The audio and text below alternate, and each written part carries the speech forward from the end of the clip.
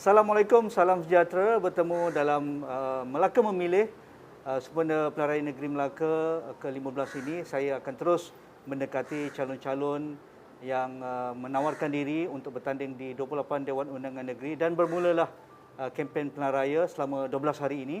Dan kami amat bertuah untuk hari ini saya akan bersama dengan Tuan Haji Adli Zahari, pengurusi Pakatan Harapan Negeri Melaka, pengurusi Amanah Negeri Melaka, dan juga pengarah pilihan raya untuk pilihan raya negeri Melaka ke-15 ini. Jadi mungkin Tuan Haji Adli, terima kasih bersama kami di Esra Wani. Terima kasih. Tuan Haji Adli, Ya. melihat proses penamaan calon dan dengan angka yang ditunjukkan oleh pihak SPR melebihi 112 calon yang menawarkan diri dan disahkan oleh SPR, diterima borang pencalonan mereka. Jadi apa maksud Tuan Haji Adli kepada demokrasi di Melaka dan begitu ramai calon sama ada dari parti-parti dan juga calon bebas untuk menawarkan diri untuk pilihan raya negeri kali ini? Okey, pertamanya saya ucap terima kasih kepada Esra Wani kerana memberikan kita ruang pada petang ini.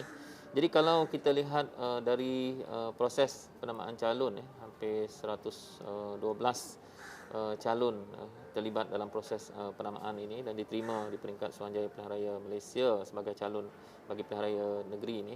Jadi saya melihat bahawa memanglah kita tahu bahawa sistem kita demokrasi dan kita melihat bahawa banyak ruang boleh dimanfaatkan bukan sahaja oleh parti-parti politik ini. Kalau kita tengok kita ada 3 asas parti politik yang membuat coalition, itu Barisan Nasional, Perikatan Nasional dan juga Pakatan Harapan.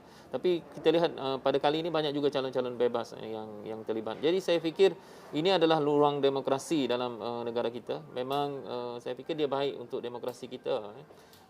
Dan kalau maklumat dan juga penerangan ini sampai kepada rakyat, saya fikir akhirnya rakyat boleh membuat pertimbangan dalam memilih di Melaka ini. Bagi Tuan Haji Adli, ini merupakan pilihan raya yang ramai tidak inginkan kerana pembubaran berlaku secara mengejut, dan sepatutnya proses demokrasi dengan pilihan-pilihan yang sedia ada sepatutnya diterokai terlebih dahulu oleh pihak-pihak yang berkenaan, tetapi itu tidak berlaku, maka terbubarlah DUN. Tetapi bagi Pakatan Harapan menawarkan ke semua calon di 28 DUN dengan gabungan yang begitu utuh.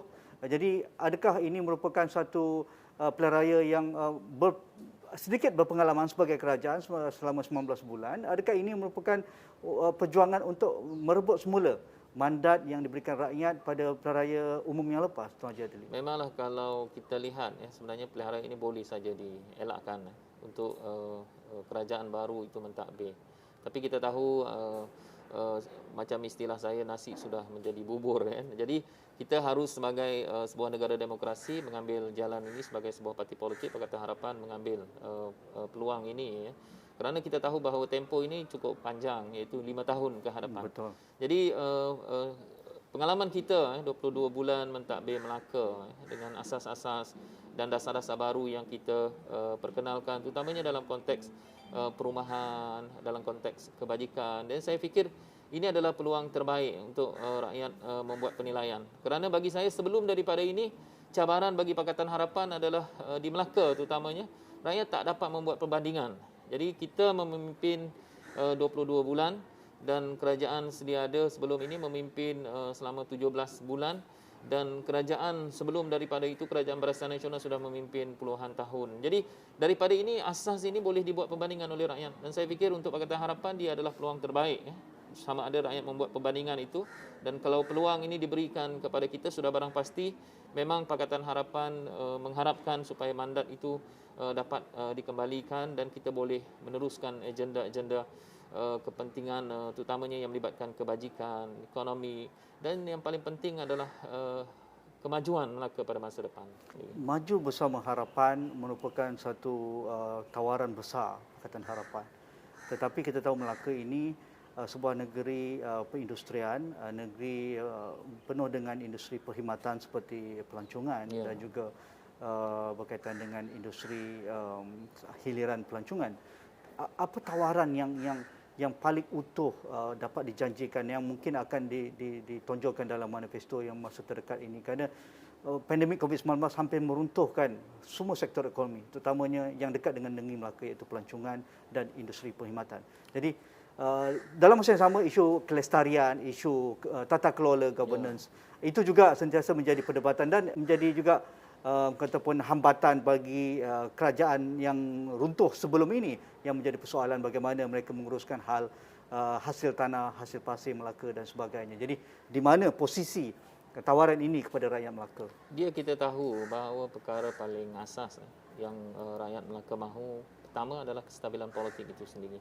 Kerana kita tahu political will, kehendak politik itu banyak bergantung kepada politik yang stabil. Jadi antara benda yang mungkin akan dilihat ataupun akan ditawarkan oleh Pakatan Harapan adalah tentang bagaimana kita boleh menstabilkan politik negeri. Itu yang pertama. Yang kedua adalah kita tahu bahawa isu-isu yang melibatkan kesihatan yang melibatkan COVID-19 itu adalah isu paling teras kepada kita. Walaupun kita tahu bahawa kita sedang berubah daripada pandemik kepada endemik, tapi kita harus punya langkah-langkah bagi memastikan, kerana rakyat banyak terkesan kepada COVID-19 itu, terutamanya yang melibatkan kesihatan mereka, dan ke depan itu perlu ada satu dana khas untuk melihat persoalan-persoalan itu. Sebagai sebuah negeri pelancongan, sudah barang pasti kita harus memacu ekonomi kita. Bila kita melihat bahawa kita di fasa 4, tidak sekadar kita membuka ekonomi kita, tetapi kita harus membantu setiap peringkat itu. Sama ada dari segi usahawan-usahawan di peringkat IKS, melalui bantuan mikrokredit dan seumpamanya, tetapi kita harus juga melihat kepada aspek industri itu. Bagaimana kita boleh mempercepatkan masa kita untuk mencapai terutamanya pembangunan industri domestik itu. Sama ada dia memulakan kembali industri itu ataupun dengan industri-industri baru. Jadi proses ini mesti dilihat balik. Kalau kita melihat dulu, satu industri domestik itu nak dimulakan mengambil masa setahun setengah. Bagaimana kita harus melakukannya dalam tempoh 10 bulan. Masa saya mentadbir 22 bulan itu, saya memang punya pengalaman itu, dan sebenarnya kita boleh dalam tempoh 10 bulan sahaja, kita boleh memulakan satu industri baru dan dia boleh membuka ruang pekerjaan baru dan seterusnya boleh memberikan satu jalan keluar ekonomi kepada rakyat Melaka. Dari aspek mensejahterakan rakyat, ramai juga melihat pengalaman 22 bulan Tuan Haji Adli dan rakan-rakan itu ada sedikit kelegaan kepada mereka. Isu berkaitan dengan cukai-cukai yang sepatutnya mereka bayar, isu birokrasi berkaitan dengan pejabat-pejabat kerajaan seperti pejabat tanah, PBT dan sebagainya diberikan penumpuan khusus dan akhirnya rakyat merasa lega dan kerana proses itu semakin singkat dan mudah dan sebagainya. Adakah itu juga akan dipertingkatkan, ditawarkan kepada rakyat Melaka? Dia memang, kalau kita lihat bila kita berdepan dengan pandemik COVID-19, bila kita mahu keluar, faktor yang paling penting adalah faktor masa. Bagaimana kita boleh menjimatkan masa supaya kita boleh mendapat impak yang besar ataupun mendapatkan hasil daripada menyingkatkan masa kelulusan birokrasi kita. Itu sebab dikala tidak ada pandemik pun, Pakatan Harapan memang mempunyai satu polisi. Saya ambil satu contoh, kadang-kadang satu projek itu memerlukan kelulusan daripada 13 agensi kerajaan negeri. Masa zaman saya tu saya sudah potong menjadi 6 sahaja. Kerana sebahagiannya tidak ada keperluan pun. Jadi kalau ini kita boleh lakukan, kita boleh menjimatkan banyak masa. Begitulah juga pengalaman kita bila kadang-kadang kelulusan yang melibatkan tanah bagi tujuan pembangunan, bagi tujuan industri dan sebagainya, kadang mengambil masa lebih daripada 1 tahun. Masa kami mentadbir Melaka itu, saya letakkan tempoh masanya hanyalah 4 bulan. Begitulah juga dengan birokrasi kebajikan. Saya ambil satu contoh bantuan kebajikan. Dikala kita mula mentadbir dulu, kita beritahu bahawa bantuan kebajikan kita kepada rakyat tidak lagi perlu dapat kelulusan daripada garis-garis politik ini, MPKK, wakil rakyat dan seumpamanya. Dia sepatutnya diangkat kepada di peringkat kerajaan dan dibuat penilaian dan diberikan terus melalui akaun banknya. Jadi rakyat secara umumnya akan merasa lebih lega dan prosesnya lebih mudah, dan dalam masa yang sama bagi saya dia lebih telus. Okey. Melaka sebuah negeri kecil. Hasil mahsul berkaitan dengan natural ataupun hasil mahsul negeri itu terhad. Kalau negeri lain ada minyak, ada balak dan sebagainya. Sebab itu apa yang ada di pesisir Melaka itu menjadi rebutan kerana ia melibatkan tebus guna tanah semula, dan pelbagai fungsi dapat digunakan apabila tebus tanah kita lihat ada di Kelebang, di Limbungan dan juga di sekitar Bandar Hilir ini. Jadi ini mencari isu utama, bagaimana isu governance. kerana ia melibatkan juga status Melaka sebagai tapak warisan dunia, YB. Kerana tanpa tapak warisan dunia, Melaka akan hilang punca KDNK yang amat ketara sekali kerana kehilangan kedatangan pelancong, aset-aset dunia yang ada di Melaka tidak dipelihara dan sebagainya kerana kita mengejar kemodenan. Jadi bagaimana balance dalam hal ini? Kalau kita tengok dari segi keseluruhan ekonomi Melaka itu hampir 60% dijana oleh sektor pelancongan sebenarnya. Dan kita boleh melihat bahawa Melaka ini sebenarnya berdasarkan pengalaman kita, kita melihat bahawa Melaka secara keseluruhannya adalah kawasan yang mempunyai banyak sejarah. Bukan sahaja di kawasan bandar, tetapi sebenarnya luar-luar bandar Melaka adalah banyak mencatatkan sejarah dan banyak aspek-aspek lain yang boleh dibangunkan bukan sahaja di kawasan bandar, termasuk di kawasan luar bandar. Sebab itu bila disebut tentang kawasan tambakan laut ini, saya memang dulu kita memang merancang, kita tak sempat dalam tempoh 22 bulan, tapi kita sudah memulakan. Kita memang merancang bahawa Melaka ini satu potensi yang ada pada Melaka adalah dia boleh jadi bandar pelabuhan sebenarnya. Jadi 3 segmen pelabuhan itu, sama ada pelabuhan krus ataupun pelabuhan kontena dan juga pelabuhan oil and gas, itu boleh dibuat.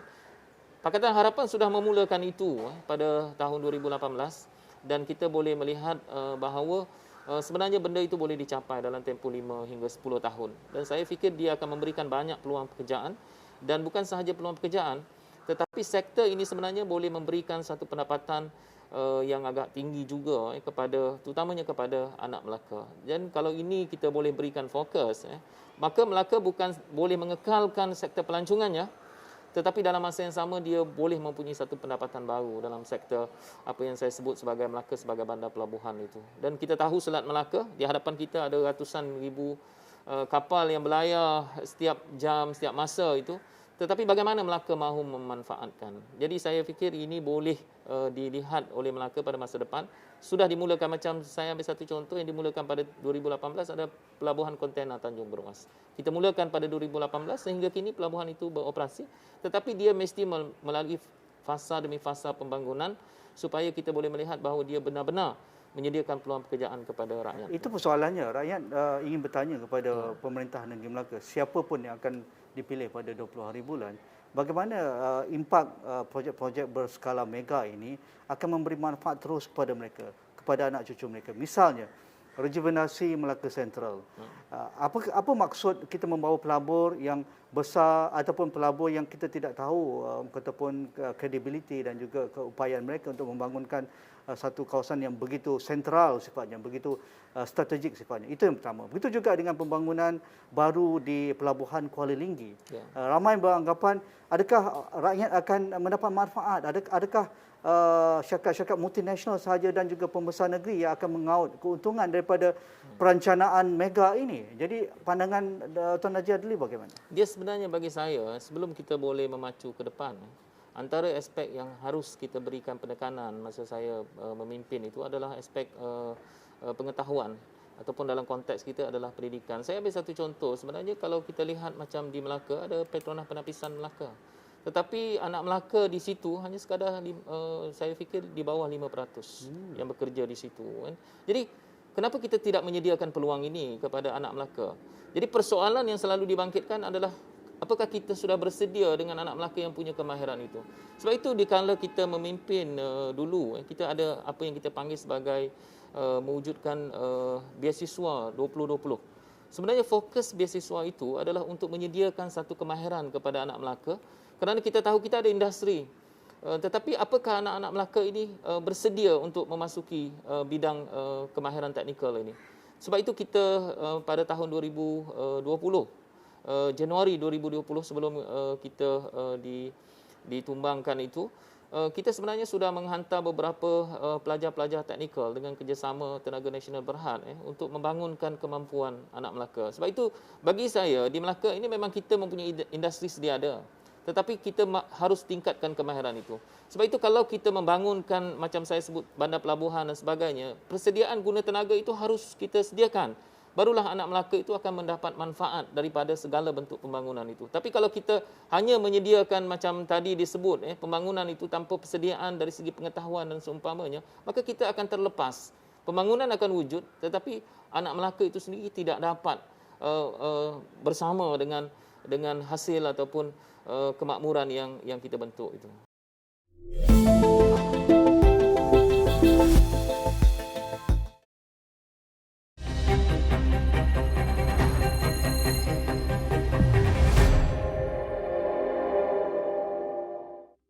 Berkaitan dengan climate change, perubahan cuaca, dan kita sekarang melihat bagaimana pemimpin dunia memberikan reaksi di COP26 dan Melaka ingin memimpin negara sebagai negeri bebas karbon, negeri hijau. Itu sudah lama dipeluk oleh Melaka.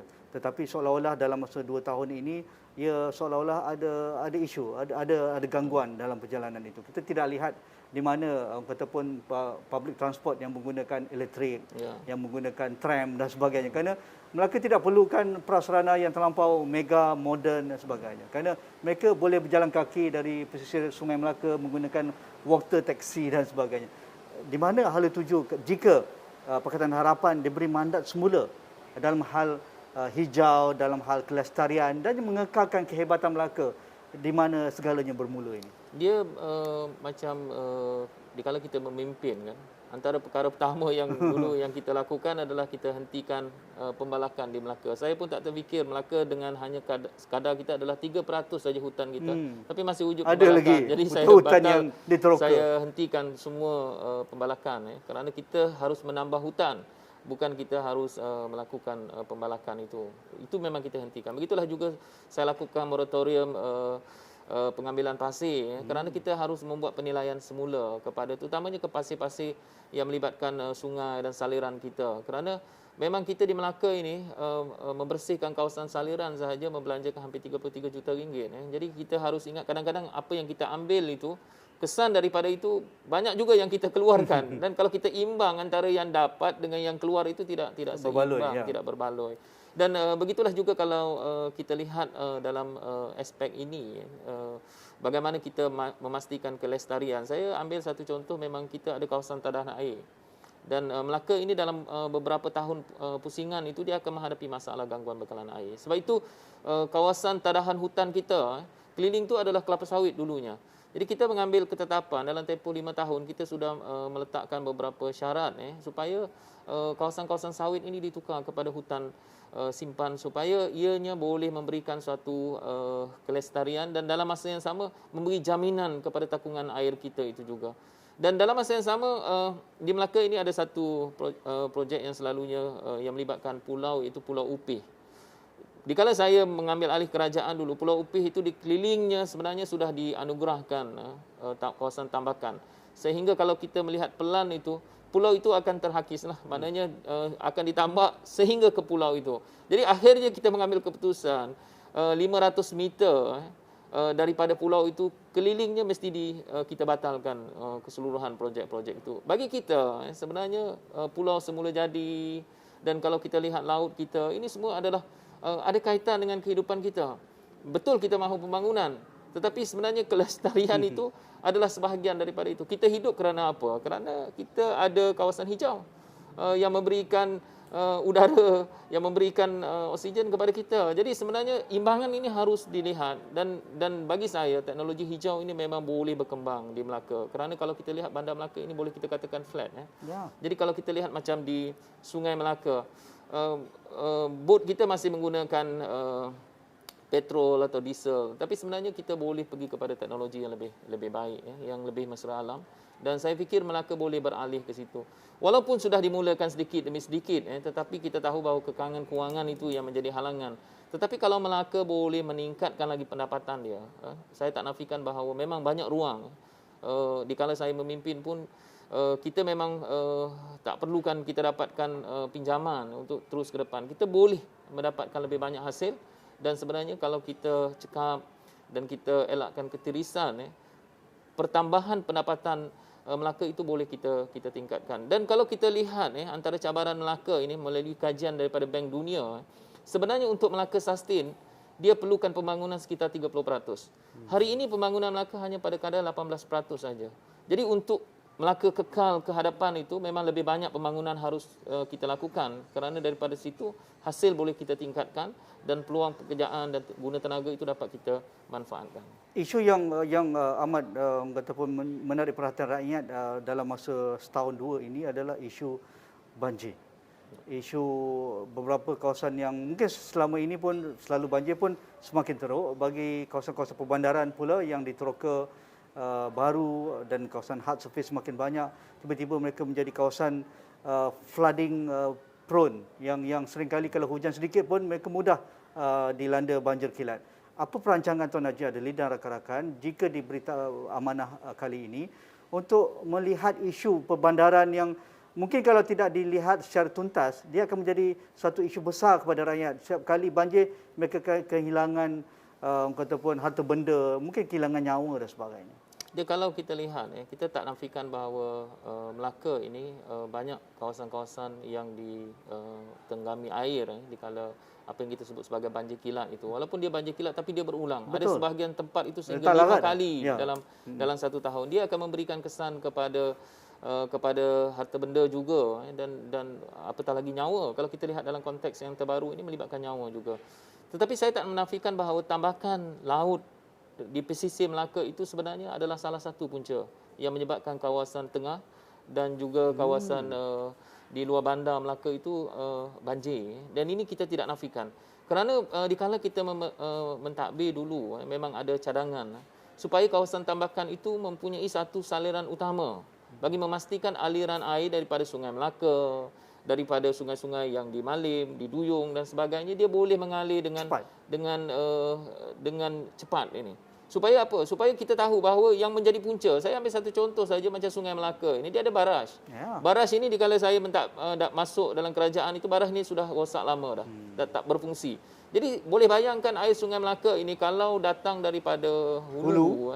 So macam mana dia nak mengalir ke laut kalau baraj itu tidak berfungsi? Sebab itu kelulusan baraj itu sudah diberi pada tahun 2019 sebanyak 10 juta ringgit oleh Menteri Kewangan di kala itu, dan sepatutnya hari ini ianya sudah diperbaiki. Tapi saya lihat bila kerajaan Pakatan Harapan itu jatuh, ianya tidak diteruskan. Jadi menyebabkan kalau kita melihat bila hujan lebat, sungai ini tidak dapat mengalir dengan mengikut aturannya yang sebenar, yang menyebabkan kawasan-kawasan hulu kita dan kawasan-kawasan tengah kita ditelenggami air. Ini sebenarnya antara punca. Sebab itu solusi kepada banjir kilat ini, yang pertama adalah kita harus lihat balik projek-projek tebatan banjir. Saya lihat bahawa dikala saya mentadbir dulu, kita ada banyak projek tebatan banjir, sama ada di Melimau, di Duyung, di Alur Gajah dan sebagainya. Tapi dia tidak dapat dilaksanakan mengikut jadual. Ini harus kita nilai balik dan kita harus laksanakan projek-projek tebatan banjir ini bagi memastikan kawasan-kawasan yang ditelenggami air ini tidak berterusan. Yang kedua adalah kita harus melihat balik saliran-saliran kita macam saya sebut tadi. Kawasan tambakan itu perlu ada saliran utama bagi memudahkan semua aliran-aliran sungai kita.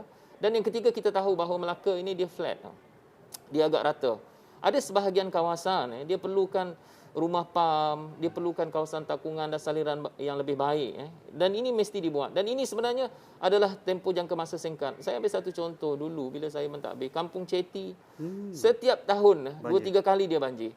Jadi bila saya pergi ke Kampung Ceti itu, isunya ada parit dan air itu tak dapat keluar kerana dia flat begitu. Jadi kita buat satu sistem rumah pam dan rumah pam itu berfungsi dan akhirnya selesai masalah banjir di situ. Maknanya bila kita menyebut tentang banjir kilat dan sebagainya, ada pelan jangka masa pendek, sederhana dan jangka masa panjang itu. Tetapi pelan jangka masa pendek itu mesti dilaksanakan mengikut jadualnya dan mengikut ketetapan. Dan saya fikir bila kita melihat banjir kilat ini, jangan kita melihat bahawa semua itu tidak boleh diselesaikan ataupun semua itu boleh diselesaikan dengan satu perkara, tapi kita mesti ada fasa demi fasa. Dan saya fikir Melaka boleh keluar daripada masalah banjir ini untuk masa depan sekiranya kita mengikut jadual fasa demi fasa dan juga pembangunan tebatan banjir ini. Ya, akhir sekali Tuan Haji Adli,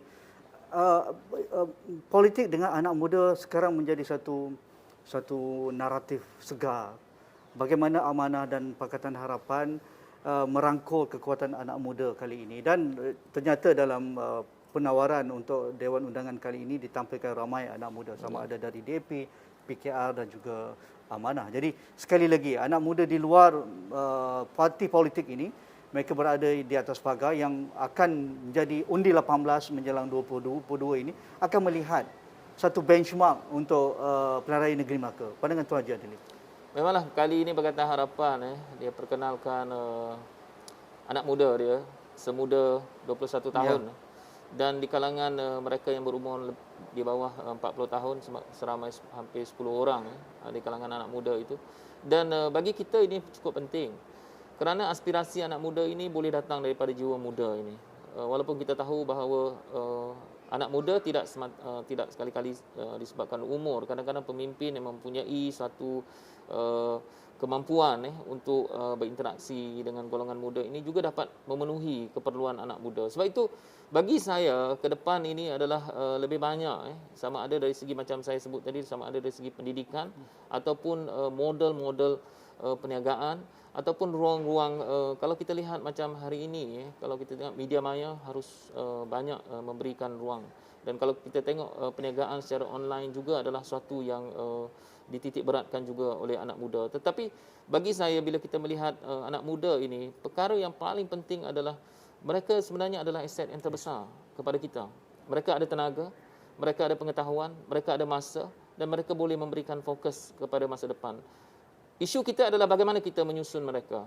Tetapi untuk ke depan itu bukan sekadar kita menggunakan tenaga mereka, tetapi kita harus memberikan pengetahuan kepada mereka. Sebab itu bagi saya fokus Pakatan Harapan ini bukan sahaja kita boleh menyediakan peluang pekerjaan, tetapi kita harus memberikan lebih banyak pengetahuan dan sebenarnya yang paling penting juga memberikan lebih banyak peluang. Sebab itu antara benda yang kita akan lakukan bila kita mentadbir ini, kita meletakkan 30% daripada tender-tender kerajaan itu adalah kepada golongan muda. Ini harus kita letakkan dan berikan mereka peluang.